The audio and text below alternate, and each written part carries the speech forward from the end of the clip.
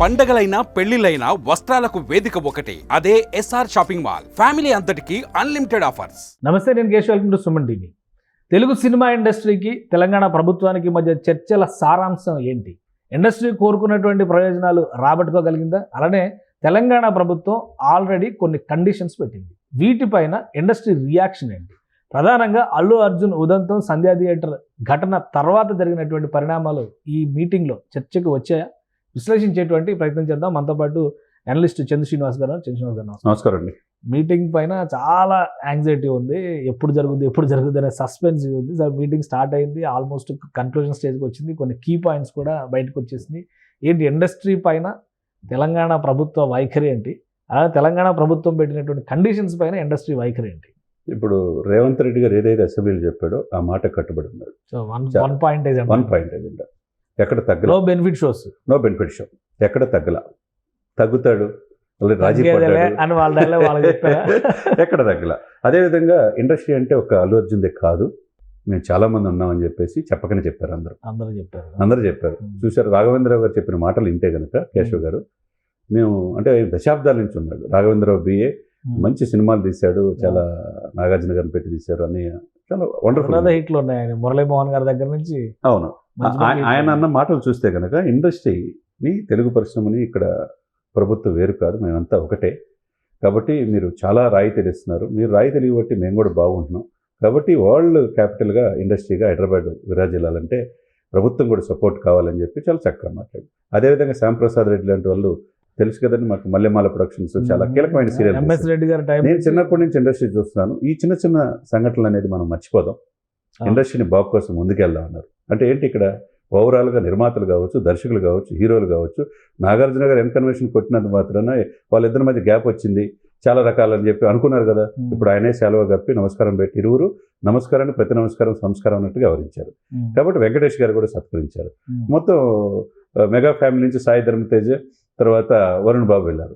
ఇక్కడ ఏంటి, మురళీమోహన్ లాంటి పెద్దల కంటే ఇలా ఏం గొప్ప వాళ్ళం కాదు. ఇండస్ట్రీ మొదటి నుంచి తీసుకొచ్చింది ఎవరు, తరతరాల నుంచి వచ్చిన వాళ్ళు చూసుకుంటే ఆయన కూడా చెప్పాడు వరల్డ్ క్యాపిటల్గా ఇండస్ట్రీగా ఇక్కడ హైదరాబాద్ సినిమాకి హైదరాబాద్ క్యాపిటల్ కావాలి అని చెప్పన్నాడు. ఇంతమంది చెప్పారంటే ఒక్క అల్లు అర్జునే ఇక్కడ ఏమో అతిథినేం కాదు, సినిమా ఇండస్ట్రీ అని వీళ్ళందరి తర్వాతే అనేది అర్థమైపోయింది ఇక్కడ. కానీ అల్లు అర్జున్ చేసిన తప్పిదం ప్రభావం ఇప్పుడు మొత్తం ఇండస్ట్రీ మీద పడింది. ప్రాబ్లం అది. అదేవిధంగా ఇండస్ట్రీ అంటే నాకేం కోపం లేదని చెప్పేసి చెప్పకనే చెప్పాడు. ఏదైతే ఏంటంటే ముందు ప్రజల యొక్క ప్రాణమాలు మనకు ముఖ్యం అన్నారు. బౌన్సర్లు మీ లిమిట్లో మీరు అన్నారు. తర్వాత సెలబ్రిటీలు మీ రక్షణ మీరే కల్పించుకోవాలి. మీ రక్షణతో పాటు ప్రజల రక్షణ బాధ్యత మీదే. కాబట్టి బెనిఫిట్ షోలు మొత్తం కూడా ఇక్కడ చూసింది ఏంటంటే సురేష్ ప్రొడక్షన్స్, రామానాయుడు ప్రొడక్షన్స్, వీళ్ళందరూ కూడా చూసుకుంటే దిల్ రాజు, వీళ్ళందరూ కూడా ప్రముఖ సంస్థలు. అంటే ఒకటి కాదు, 50 ఏళ్ళు 60 ఏళ్ళ నుంచి సినిమాలు తీస్తున్న వాళ్ళు ఉన్నారు. ఇప్పుడు 22 సంవత్సరాల నుంచి ఎదిగిన అల్లు అర్జున్ 50 సంవత్సరాలు తీసిన వాళ్ళు ఉండరు అక్కడ, వాళ్ళకంటే గొప్ప కాదు. ఇక్కడ చిన్న సబ్జెక్టు. దీన్ని ఏంటంటే ఒక అల్లు అర్జున్ ముడిపెట్టి ఇండస్ట్రీ మొత్తం మునిగిపోవాలని ఎవరు కోరుకోరు.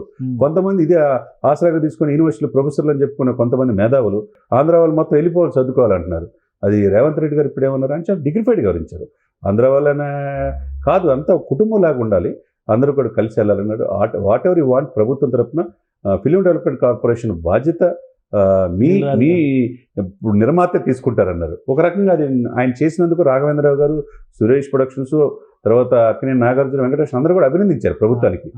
మా యొక్క ఫ్యామిలీ నుంచి, మా ఫెటర్నిటీ నుంచే తీసుకుని ఆయన్ని అందరి మాటని అందరూ సమాన గౌరవం ఇచ్చేటువంటి వ్యక్తి దిల్ రాజు గారు. అంతే, దిల్ రాజు హీరోలు, హీరోయిన్లు, అలానే నటీనటులు, ఇండస్ట్రీలో ఉన్న టెక్నీషియన్స్, డిఫరెంట్ వింగ్స్ అందరూ కూడా దిల్ రాజు గారికి ఆ ప్రయారిటీ అయితే ఇస్తారు. ఆయనకి తెలుసు అండి, ఎక్కడ మంచి సినిమాలు తీసే నిర్మాతగా ఆయన పేరున్న తెలంగాణ సమాజంలో ఆయనకి తెలుసు. అటు ఆంధ్ర, 2 రాష్ట్రాల్లో కూడా మంచి రిలేషన్స్ ఉన్నాడు. థియేటర్ల మీద పూర్తి పట్టున్నాడు.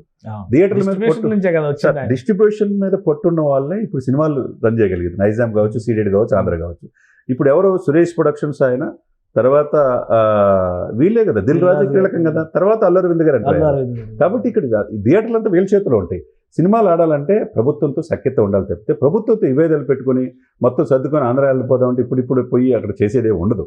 ఇక్కడ ఓవరాల్గా మనం చూసుకుంటే అటు నిర్మాతలు కావచ్చు, ఇప్పుడున్న దర్శకులు కావచ్చు, హీరోలు కావచ్చు, ఒకటి హరీష్ శంకర్, మిగతా మనం చూస్తే ప్రముఖులందరూ వెళ్ళిపోయారు. వెళ్ళారంటే ఇక్కడ ఏంటంటే ఏ ఒక్క వ్యక్తి కోసం మేమంతా మునిగిపోవాల్సిన అవసరం లేదు.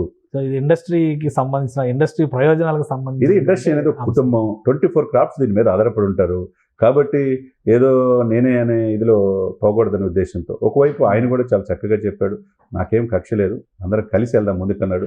ఏదైతే సోషల్ అవేర్నెస్, డ్రగ్స్ ఇటువంటి కొన్ని కండిషన్స్ పెట్టింది కదా గవర్నమెంట్, వాటిపైన ఇండస్ట్రీ రియాక్షన్ ఏంటి? ఏముంది, అది పెద్ద సమస్య కాదు కదా సార్. ఇప్పుడు చేస్తారు ఎవరైనా సహాయం చేశారనుకోండి, వాళ్ళ కృతజ్ఞతల పేర్లు వేస్తారు కదా. అట్లే మీరు డ్రగ్స్ ఎరాడికేట్ చేయడానికి, ఈ గంజా అయిపోవటానికి మీ వంతు మీ సామాజిక బాధ్యతగా హీరోలు చెప్తే కొంతమంది వింటారు. కాబట్టి హీరోలు హీరోయిన్లు కూడా దాని ప్రకటనలు చేయాలి అని చెప్పన్నారు. దానివల్ల ప్రభుత్వానికి ఉపయోగపడుతుంది. అదేవిధంగా మీకు టికెట్ రేట్ విషయంలో స్వల్పంగా పెంచుకోవడానికి అవకాశం ఉంటుంది. బెనిఫిట్ షోలు మాత్రం ఇవ్వను అని చెప్పి కరెక్ట్గా చెప్పారు. కాబట్టి క్లారిటీ ఉంది. ఇది అవకాశాన్ని అందిపుచ్చుకుందాం అని చెప్పి ప్రతిపక్షాలు ప్రయత్నం చేసి ఈ యొక్క కలయికతో విఫలమైనవి అని మనం అనుకోవాలి. అదే బాగా మొత్తం మీద ఈ మీటింగ్ పూర్తి సామరస్య వాతావరణంలో ఒక ఫ్రూట్ఫుల్ రిజల్ట్, ఇండస్ట్రీకి ప్రభుత్వానికి మధ్య ఎలాంటి గ్యాప్ లేదు అనే సంకేతం ఇవ్వగలిగిందా? 100% ఇక్కడ పుష్ప ఒక్కడే కాదు, ఈ పుష్పాలను పెంచి పోషించిన ఇండస్ట్రీ చాలా ఉంది. దశాబ్దాల తరబడి 5 దశాబ్దాల నుంచి ఇండస్ట్రీ ఇక్కడ హక్కును చేర్చుకుంది హైదరాబాద్లో. కాబట్టి అందరిది అనేది చెప్పకనే చెప్పారు. కాబట్టి ఎవరు కూడా ఇగోలకు పోకుండా నేను తగ్గను అని చెప్పే కాకుండా ప్రభుత్వాన్ని సఖ్యత ఉంటేనే ఇరువురికి ప్రయోజనం అనేది ఈ యొక్క భేటీని బట్టి స్పష్టంగా మనకు తెలుస్తుంది. రైట్. థ్యాంక్ యూ చంద్ర శ్రీనివాస్ గారు. ఇది ఇండస్ట్రీతో జరిగినటువంటి భేటీలో ప్రభుత్వం సానుకూలంగానే స్పందించింది. అయితే అసెంబ్లీలో ఏ విషయాలు అయితే చెప్పారో ఆ విషయాలకు మాత్రం ఖచ్చితంగా కట్టుబడి ఉంటామని సీఎం రేవంత్ రెడ్డి తేల్చి చెప్పారు. బెనిఫిట్ షోలకి అనుమతి లేదు, టికెట్ల రివిజన్ విషయంలో మాత్రం గతంలో ఎలాంటి విధానాలు ఉన్నాయో అలాంటి విధానాలకి అమలు చేయడానికి ఎలాంటి అభ్యంతరం లేదనేటువంటి క్లారిటీ ఇచ్చారు. ఇక ఇండస్ట్రీ వైపు నుంచి డ్రగ్స్ అవేర్నెస్, సోషల్ అవేర్నెస్ క్యాంపెయిన్లు తీసుకునేటువంటి బాధ్యతతో పాటు ఇండస్ట్రీలో సమాన అవకాశాలు కల్పించేటువంటి ప్రయత్నాలకి అందరూ ఊతమివ్వాలనేటువంటి సూచనని రాష్ట్ర ప్రభుత్వం చేసినట్టుగా తెలుస్తుంది. ఈ అంశాల సారాంశం తర్వాత ఇండస్ట్రీలో ఎలాంటి మార్పులు వస్తాయో వేచి చూడాలి. ఇది special discussion. Keep watching. Suman టీవీలో మీ పర్సనల్ అండ్ బిజినెస్ ప్రమోషన్స్ కోసం కింది నెంబర్కి కాంటాక్ట్ చేయండి.